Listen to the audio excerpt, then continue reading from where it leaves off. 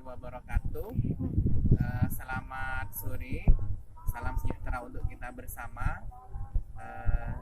Baik, di sini kita akan membahas masalah arthropoda dan beberapa intensitas serangan penyakit, di mana untuk keragaman arthropoda sudah kalian terima dan kalian pelajari pada saat praktikum minggu yang lalu.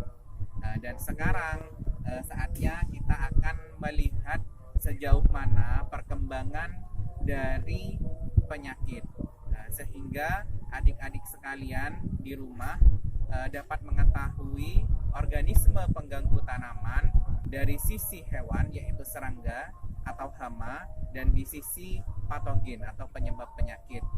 Di lahan yang sudah saudara-saudara lihat di belakang saya, di sini hamparan padi yang digunakan oleh Politeknik Negeri Jember sebagai seed center, di mana untuk intensitas serangan dan beberapa keragaman dari penyakit sudah terbentuk dan terdapat intensitas serangan yang ada. Dapat diketahui di sini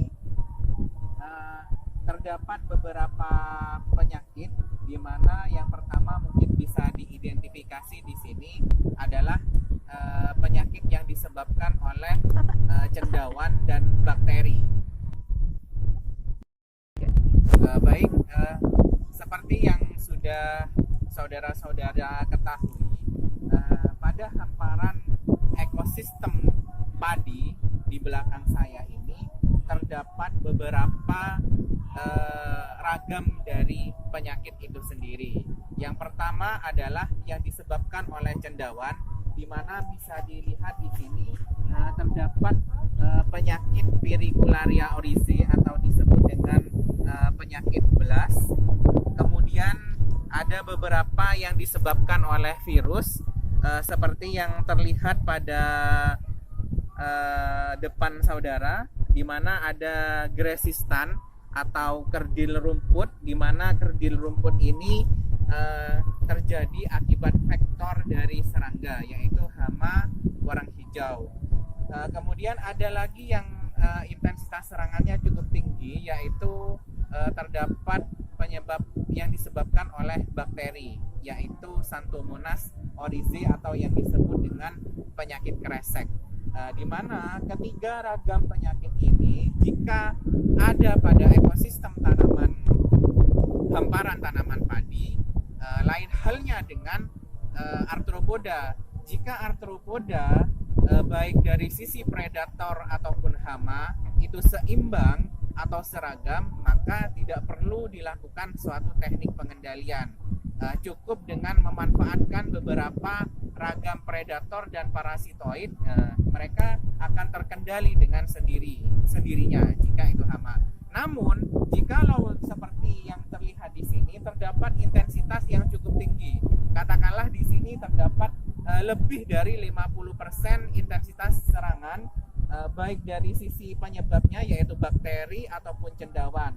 Nah, ini haruslah sudah dilakukan suatu teknik pengendalian, di mana apabila kita melihat ragam seperti ini, sebaiknya kita melihat dari sisi terkecil dahulu. Artinya kita mengendalikan dengan secara mekanis, yaitu dengan cara kita mencabut, katakanlah di sini terdapat beberapa penyakit, maka sebaiknya kita harus sudah mencabut seperti ini.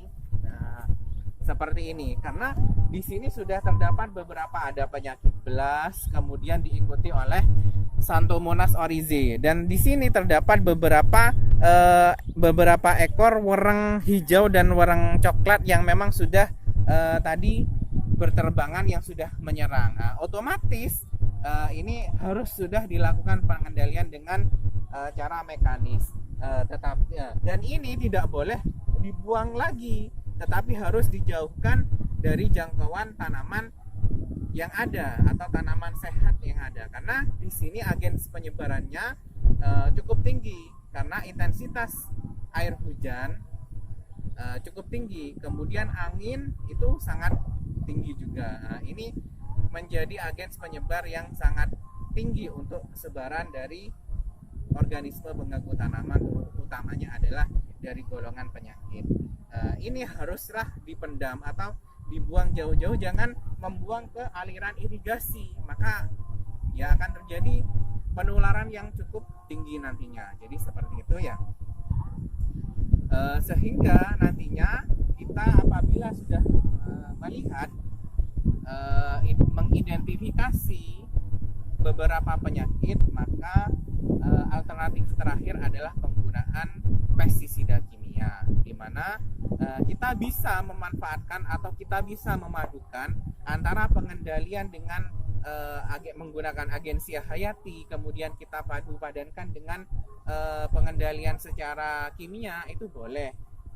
Begitu pula dengan teknik pengendalian yang lain, sehingga dirasa kompatibel atau cocok nantinya pada lahan pertanian.